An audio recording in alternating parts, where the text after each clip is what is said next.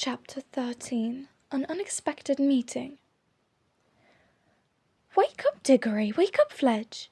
came the voice of Polly. "It has turned into a toffee tree, and it's the loveliest morning." The low early sunshine was streaming through the wood, and the grass was grey with dew, and the cobwebs were like silver.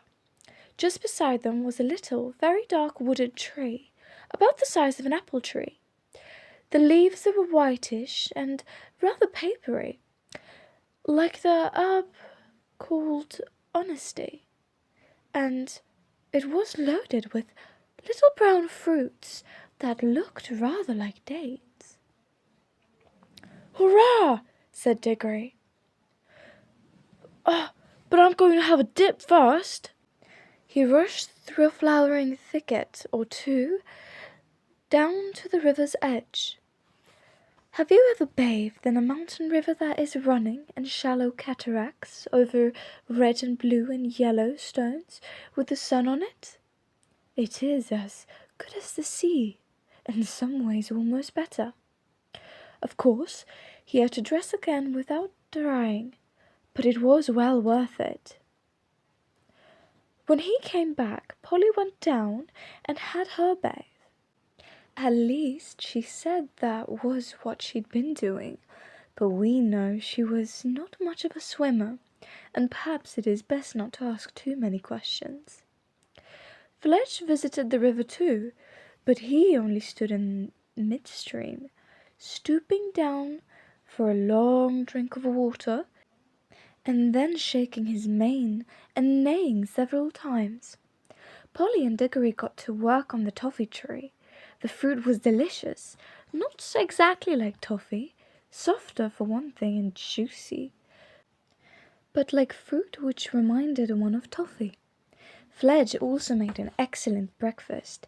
He tried one of the toffee fruits and liked it, but said he felt more like grass at the hour in the morning. Then, with some difficulty, the children got on his back, and the second journey began. It was even better than yesterday, partly because everyone was feeling so fresh, and partly because the newly risen sun was at their backs, and, of course, everything looks nicer when the light is behind you. It was a wonderful ride. The big snowy mountains rose above them in every direction. The valleys far beneath them were so green, and all the streams which tumbled down from the glaciers into the main river were so blue that it was like flying over gigantic pieces of jewelry. They would have liked this part of the adventure to go on longer than it did, but quite soon they were all sniffing the air and saying, "What is it?" and "Did you smell something?" and "Where did it come from?" For a heavenly smell, warm and golden, as if from the most delicious fruits and flowers of the world, was coming up to them from somewhere ahead. "It's coming from that valley with a lake in it," said Fledge. "So it is," said Digory. "And look, there's a green hill at the far end of the lake. And look how blue the water is." "It must be the place," said all three. Fledge came lower and lower in wide circles. The icy peaks rose up higher and higher above. The air came up warmer and sweeter every moment, so sweet that it almost brought the tears to your eyes. Fledge was now gliding with his wings spread out motionless on each side, and his hoofs were pawing for the ground. The steep green hill was rushing towards them. A moment later he alighted on its slope, a little awkwardly. The children rolled off, fell without hurting themselves on the warm fine grass, and stood up panting a little. They were 3/4 of the way up the hill, and set out at once to climb to the top. I don't think Fledge could have managed this without his wings to balance him, and to give him the help of a flutter now and then. All round the very top of the hill ran a high wall of green turf. Inside the wall trees were growing. Their branches hung out over the wall. Their leaves showed not only green but also blue and silver when the wind stirred them. When the travellers reached the top, they walked nearly all the way around it outside the green wall before they found the gates. High gates of gold, fast shut, facing due east. Up till now, I think Fledge and Polly had the idea that they would go in with Digory, but they thought so no longer. You never saw a place which was so obviously private. You could see at a glance that it belonged to someone else. Only a fool would dream of going in, unless he had been sent there on very special business. Digory himself understood at once that the others wouldn't, and couldn't come in with him. He went forward to the gates alone. When he had come close to them, he saw words written on the gold with silver letters, something like this: "Come in by the gold gates, or not at all. Take of my fruit for others, or forbear. For those who steal, or those who climb my wall, shall find their heart's desire and find despair." "Take my fruits for others," said Digory to himself. "Well, that's what I'm going to do. It means I mustn't eat any myself, I suppose. I don't know what all that jaw in the last line is about. Come in by the golden gate. Well, who'd want to climb a wall if he could get in by the gate? But how do the gates open?" He laid his hand on them, and instantly they swung apart, opening inwards, turning on their hinges without the least noise. Now that he could see into the place, it looked more private than ever. He went in very solemnly, looking about him. Everything was very quiet inside. Even the fountain, which rose near the middle of the garden, made only the faintest sound. The lovely smell was all around him. It was a happy place, but very serious. He knew which was the right tree at once, partly because it stood in the very centre, and partly because the great silver apples with which it was loaded shone so, and cast a light of their own down on the shadowy places where the sunlight did not reach. He walked straight across it, picked an apple, and put it in the breast pocket of his Norfolk jacket. But he couldn't help looking at it and smelling it before he put it away. It would have been better if he had not. A terrible thirst and hunger came over him, and a longing to taste that fruit. He put it hastily into his pocket.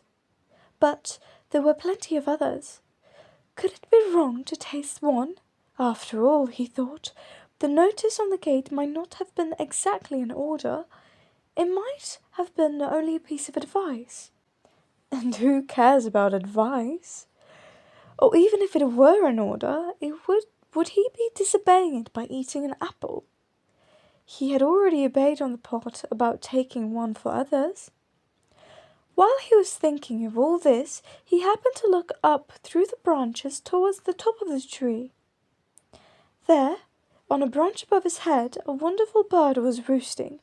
I say roosting because it seemed almost asleep. Perhaps not quite. The tiniest slit of one eye was open. It was larger than an eagle, its breast saffron, its head crested with scarlet, and its tail purple.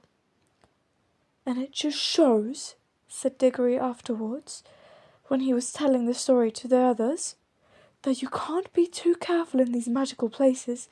You never know what may be watching you." But I think Digory would not have taken an apple for himself in any case. Things like "do not steal" were, I think, hammered into boys' heads a good deal harder in those days than they are now. Still, we can never be certain. Digory was just turning to go back to the gates when he stopped to have one last look around. He got a terrible shock. He was not alone. There, only a few yards away from him, stood the witch. She was just throwing away the core of an apple which she had eaten.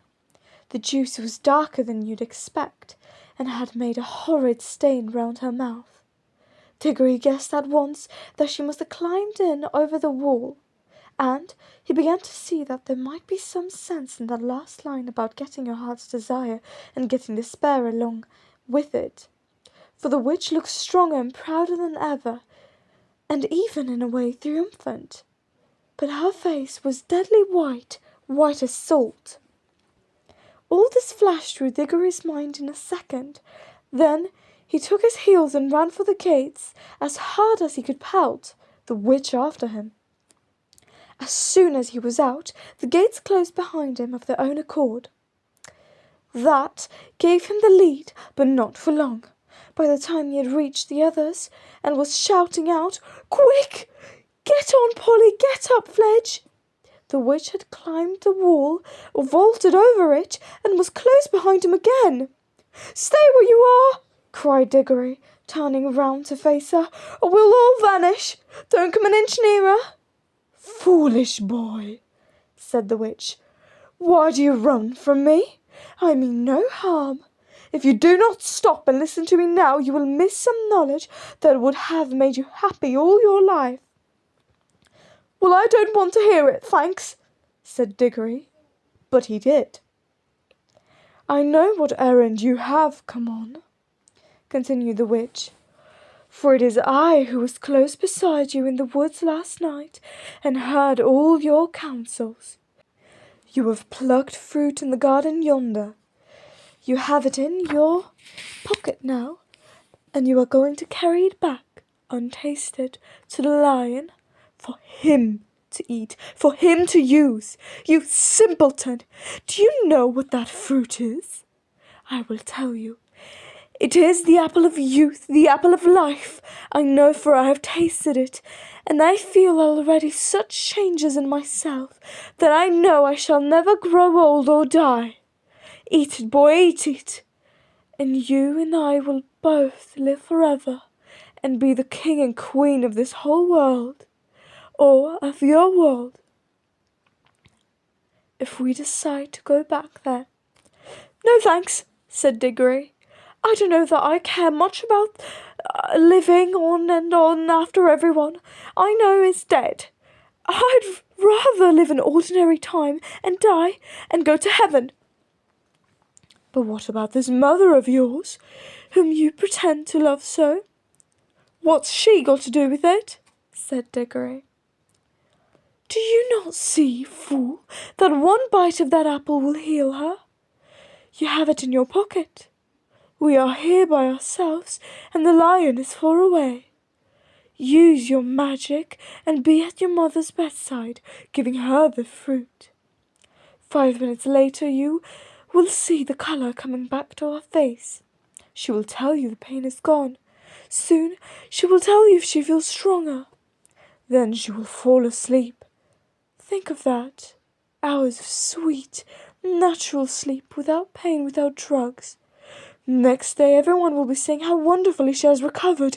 Soon she will be quite well again. All will be well again. Your home will be happy again. You will be like other boys." "Oh," gasped Digory, as if he had been hurt, and put his hand to his head, for now he knew that the most terrible choice lay before him. "What has the lion ever done for you that you should be his slave?" said the witch. "What can he do to you once you are back in your own world? And what would your mother think if she knew that you could have taken her pain away and given her back her life and saved your father's heart from being broken, and that you wouldn't? That you'd rather run messages for a wild animal in a strange world that is no business of yours?" I don't think he is a wild animal," said Digory in a dried-up sort of voice. "He is I don't know." "Then he is something worse," said the witch. "Look what he has done to you already. Look how heartless he has made you. That is what he does to everyone who listens to him. Cruel, pitiless boy. You would let your own mother die rather than—" "Oh, shut up!" said the miserable Digory, still in the same voice. "Do you think I don't see? But I promised." "Ah, but you didn't know what you were promising, and no one here can prevent you." "Mother herself," said Digory, getting the words out with difficulty, "wouldn't like it. Awfully strict about keeping promises and not stealing, and all that sort of thing. She'd tell me not to do it, quick as anything, if she was here." "But she need never know," said the witch, speaking more sweetly than you would ever have thought anyone so fierce a face could speak. "You wouldn't tell her how you'd got the apple. Your father need never know. No one in your world need know anything about this whole story. You needn't take the little girl back with you, you know." That was where the witch made her fatal mistake. Of course Digory knew Polly could get away by her own ring easily as he could get away by his, but apparently the witch didn't know this, and the meanness of the suggestion that he should leave Polly behind suddenly made all the other things the witch had been saying to him sound false and hollow. And even in the midst of all his misery, his head suddenly cleared, and he said, in a different and much louder voice, "Look here! Where do you come into all this? Why are you so precious fond of my mother all of a sudden? What's it got to do with you? What's your game?" "Good for you, Diggs," whispered Polly in his ear. "Quick, get away now!" She hadn't dared to say anything at all through that argument, because, you see, it wasn't her mother who was dying. "Up then," said Digory, heaving her on to Fledge's back, and then scrambling up as quickly as he could. The horse spread its wings. "Go on then, fools!" called the witch. "Think of me, boy, when you lie old and weak and dying, and remember how you threw away the chance of endless youth. It won't be offered to you again." They were already so high that they could only just hear her, nor did the witch waste any time gazing up at them. They saw her set off northward down the slope of the hill. They had started early that morning, and what happened in the garden had not taken very long, so that Fledge and Polly both said they would easily get back to Narnia before nightfall. Digory never spoke on the way back, and the others were shy of speaking to him. He was very sad, and he wasn't even sure all the time that he had done the right thing. But whenever he remembered the shining tears in Aslan's eyes, he became sure. All day Fledge flew steadily with untiring wings, eastward with the river to guide him, through the mountains and over the wild wooded hills, and then over the great waterfall and down, to where the woods of Narnia were darkened by the shadow of the mighty cliff, till at last, when the sky was growing red with sunset behind them, he saw a place that many creatures were gathered together by the riverside, and soon he could see Aslan himself in the midst of them. Fledge glided down, spread out his 4 legs, closed his wings, and landed cantering. Then he pulled up. The children dismounted. Digory saw all the animals, dwarfs, satyrs, nymphs, and other things drawing back to the left and right to make way for him. He walked up to Aslan, handed him the apple, and said, "I brought the apple you wanted, sir."